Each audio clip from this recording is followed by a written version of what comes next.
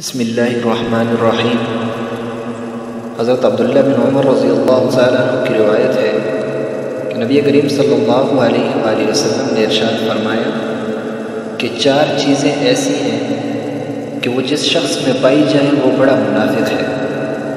4 خصلتیں اگر کسی شخص میں پائی جائیں تو وہ بڑا منافق ہے، اور جس میں ان 4 خصلتوں میں سے کوئی ایک خصلت پائی جائے گویا اس میں بھی نفاق کی ایک خصلت پائی جا رہی ہے، تو وہ اسے دور کرنے کی کوشش کریں۔ اب وہ 4 خصلتیں کیا ہیں میرے دوستو؟ ہم بھی دیکھیں کہ ہماری زندگی میں وہ ہیں یا نہیں۔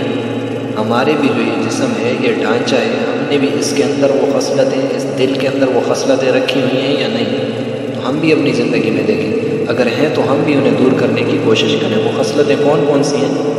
پہلی خصلت فرمایا کہ امانت میں خیانت کریں، یعنی کہ وہ شخص اگر اس کے پاس کوئی آدمی امانت رکھواتا ہے تو وہ کسی طریقے سے بھی اس امانت کے اندر خیانت کر دیتا ہے۔ گمی نہیں ہوتی، کہتا ہے یار مجھ سے گم ہو گئی ہے، یا اس سے کہیں ٹوٹی نہیں ہوتی، یا اس سے کہیں کسی نے چھپائی نہیں ہوتی، وہ کوئی نہ کوئی بہانہ کر کے کہتا ہے یار مجھ سے تو آپ نے جو امانت دی تھی وہ کہیں چلی گئی۔ تو وہ امانت میں اگر خیانت کرتا ہے تو یہ شخص منافق ہے، یہ پہلی نشانی فرمائی۔ دوسری کون سی؟ کہ وہ بات کرے تو جھوٹ بولے، یعنی جب بھی کسی سے بات کرے گا، کوئی معاملہ، خاص معاملہ کبھی ہوتا ہے، کبھی عام معاملہ ہوتا ہے، جو معاملہ بھی ہو وہ بات کرے گا تو جھوٹ بولے گا، یہ اس کی دوسری خصلت ہے منافق کی۔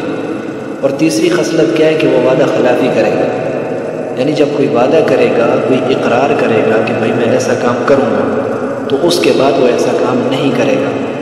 اس نے کہا کہ بھائی میں آپ سے وعدہ کرتا ہوں، میں آپ کا یہ کام کر دوں گا، لیکن وعدہ کرنے کے بعد، اقرار کرنے کے بعد میں وہ یہ کام نہیں کرے گا، تو یہ اس میں تیسری خصلت ہے منافقت کی۔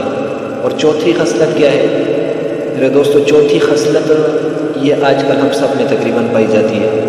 وہ چوتھی خصلت کیا ہے کہ گفتگو اور جھگڑے میں گالی دے گا۔ جب کسی سے گفتگو کرے گا، تھوڑا بھلا جھگڑا بنا تو وہ گالی دے گا۔ آج ہم دیکھتے ہیں کہ ہم بھی انتہائی زیادہ گالیاں گلوچ، حالانکہ روایات کے اندر آتا ہے جن کا مفہوم یہ ہے کہ اگر کوئی آدمی کسی کو گالی دے رہا ہے، کسی کی ماں کو گالی دیتا ہے یا کسی کی بہن کو گالی دیتا ہے، تو گویا گالی دینے والا اپنی ماں کو اور اپنی بہن کو گالی دے رہا ہے۔ تو چوتھی خصلت کون سی ہے کہ گفتگو اور جھگڑا کرے گا تو اس میں وہ کیا کرے گا؟ گالی دے گا اور ناحق پر چلے گا۔ اسے پتہ ہوگا کہ حق کیا بات ہے، وہ حق کو جانتے ہوئے بھی ناحق پر چلے گا، یہ چوتھی خصلت ہے اس کی۔ تو میرے دوستو ہم بھی اپنی زندگی کے اندر دیکھیں کہ آیا ہم میں کوئی ایسی خصلت پائی جا رہی ہے یا نہیں۔ میرے دوستو نفاق، منافقت کی زندگی گزارنے سے بہتر ہے کہ نبی علیہ الصلوۃ والسلام کی سنتوں پر اور نبی علیہ الصلوۃ والسلام کے طریقوں پر زندگی گزاریں، تاکہ آنے والی ہماری جتنی بھی عبادات ہیں، آگے ہماری جو عبادات ہم کر رہے ہیں، اللہ رب العزت وہ ساری عبادات کو قبول فرمائے۔ تو اللہ رب العزت مجھے بھی اور آپ کو بھی اس پر عمل کرنے کی توفیق عطا فرمائے۔ وما علینا الا البلاغ۔ بسم اللہ الرحمن الرحیم۔ حضرت عبداللہ بن